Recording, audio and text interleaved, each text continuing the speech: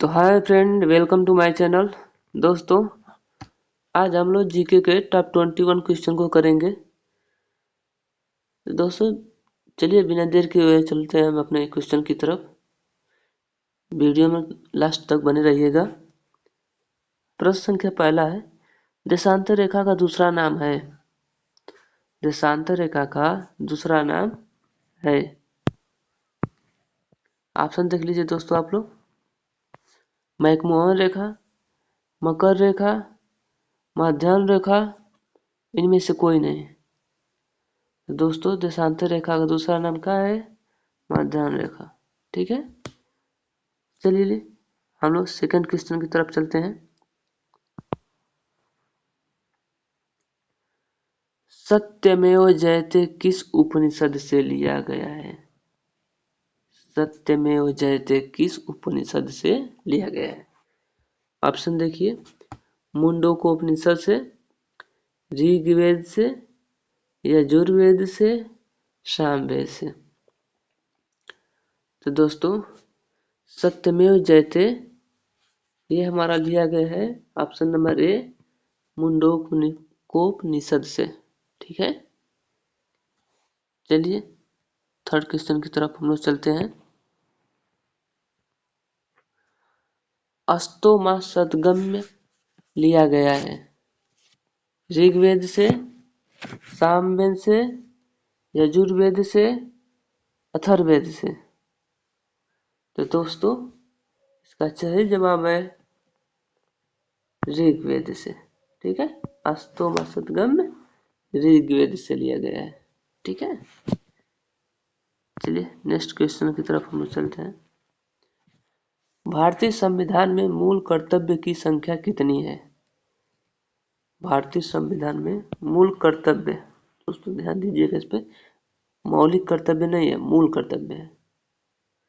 ठीक है, ऑप्शन देख लीजिए, 11, 12, 10, 9। दोस्तों, इसका सही जवाब है ऑप्शन नंबर ए, 11। भारतीय संविधान में मूल कर्तव्यों की संख्या 11 है। ठीक है, चलिए नेक्स्ट क्वेश्चन की तरफ हम लोग चलते हैं। सबसे प्राचीन फसल मानी जाती है गेहूं, जौ, धान, आखिर गेहूं और जौ दोनों को। तो दोस्तों, सबसे प्राचीन फसल मानी जाती है, सबसे प्राचीन फसल कौन है?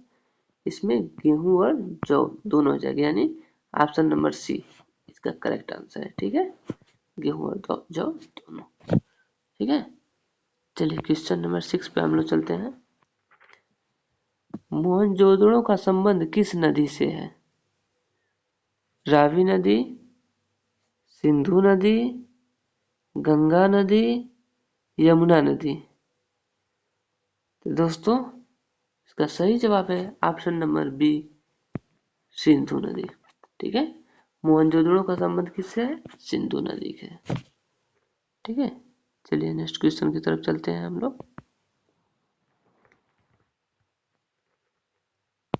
प्रश्न संख्या 17 है, महाभारत को किन अन्य नाम से जानते हैं?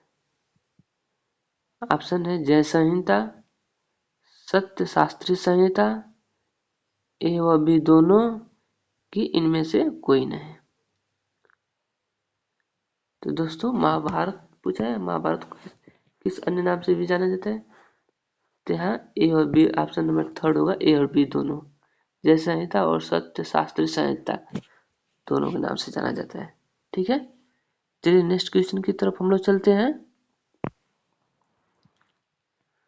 पूछा है सबसे प्राचीन पुराण है, सबसे प्राचीन पुराण। ठीक है, ऑप्शन देख लीजिए, ऑप्शन ए सेकेंड पेज में आया है। मत्स्य पुराण, विष्णु पुराण, नारद पुराण, कि इनमें से कोई नहीं। सबसे प्राचीन पुराण पूछा था दोस्तों। ठीक है, तो सबसे प्राचीन पुराण है मत्स्य पुराण। ठीक है, चलिए नेक्स्ट क्वेश्चन की तरफ हम चलते हैं। प्रश्न संख्या 9 है, सांख्य दर्शन के प्रवर्तक हैं। सांख्य दर्शन के प्रवर्तक हैं। ऑप्शन है कपिल, पतंजलि, गौतम, जैमिनी। तो दोस्तों इसका सही जवाब है option number A, Kapil.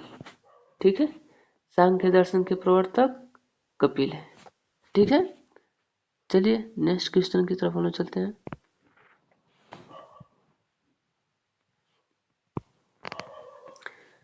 Mohenjodaro से के उत्खनन करता है। मोहनजोदड़ो के उत्खनन करता है।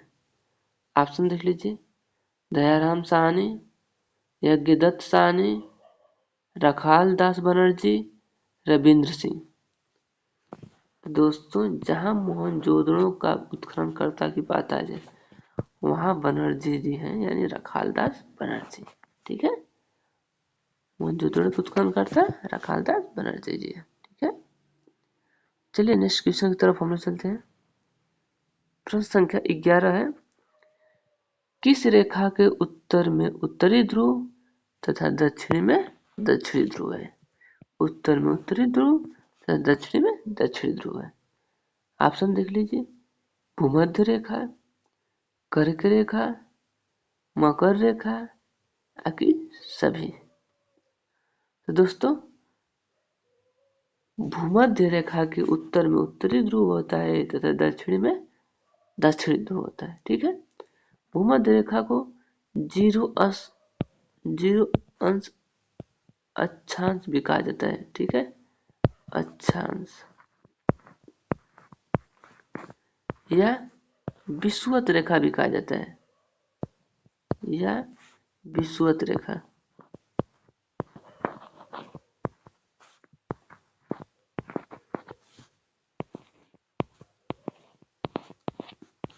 ठीक है, भूमध्य रेखा को 0 अक्षांश रेखा या विषुवत रेखा। ठीक है, ये दोनों कहा जाता है। चलिए नेक्स्ट क्वेश्चन की तरफ चलते हैं, 12वें क्वेश्चन की तरफ। नालंदा विश्वविद्यालय की स्थापना किसके शासनकाल में हुई। ठीक है, नालंदा विश्वविद्यालय की स्थापना किसके शासनकाल में हुई। ऑप्शन देख लीजिए, कुमारगुप्त प्रथम, स्कंदगुप्त, समुद्रगुप्त, कुमारगुप्त द्वितीय। तो दोस्तों इसका सही जवाब है ऑप्शन नंबर ए, कुमारगुप्त प्रथम। नालंदा विश्वविद्यालय की स्थापना किसके शासनकाल में हुआ था, कुमारगुप्त प्रथम के शासनकाल में। ठीक है, चलिए नेक्स्ट क्वेश्चन की तरफ हम लोग चलते हैं। संगीत का संबंध किस वेद से है। संगीत का संबंध किस वेद से है। तो दोस्तों इसमें संगीत पूछा है। ठीक है, तो देखिए, सौ से संगीत और 100 से सामवेद। ठीक है, यजुर्वेद का संबंध किससे है, यज्ञ से है। ठीक है, यज्ञ से। अथर्ववेद जादू टोना, अथर्ववेद का संबंध जादू टोना। ऋग्वेद का संबंध किससे है, मंत्रोंत्र से है, गायत्री मंत्रोंत्र। ठीक है, चलिए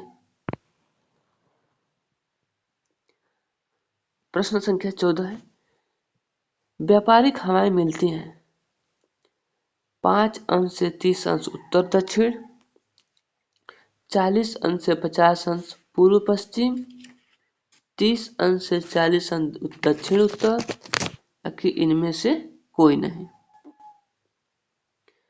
दोस्तों व्यापारिक हवाएं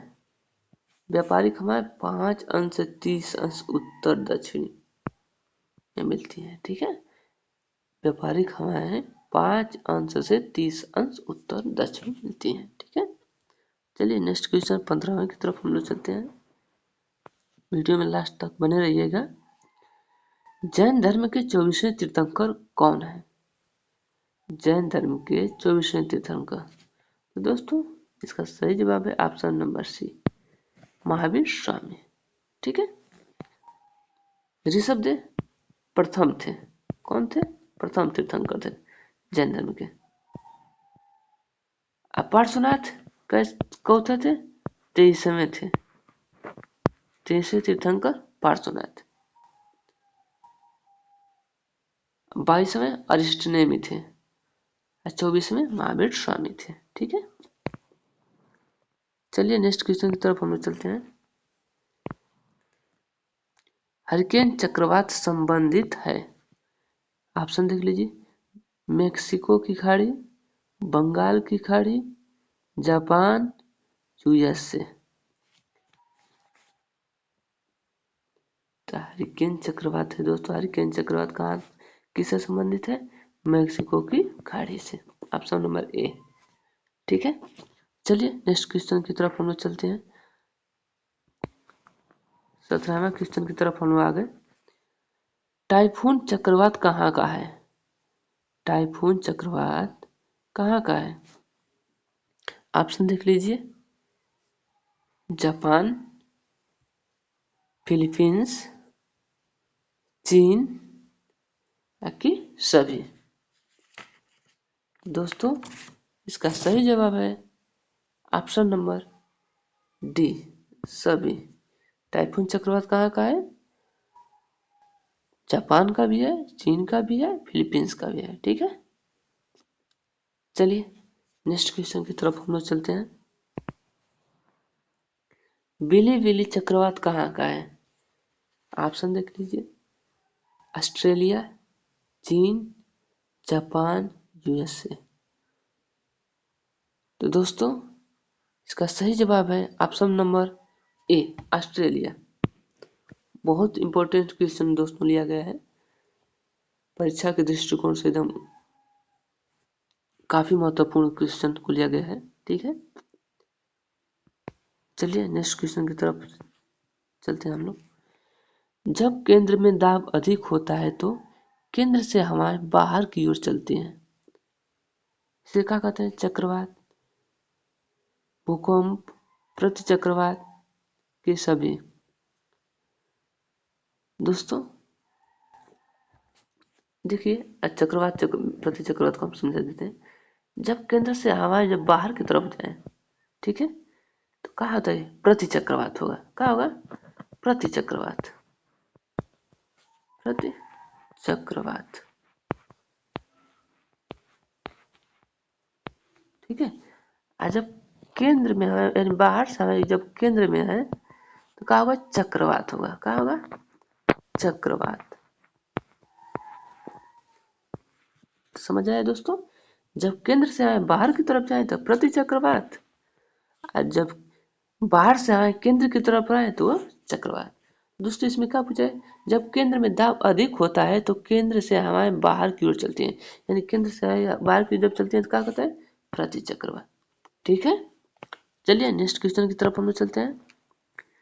वेनसांग किसके शासनकाल में भारत आया?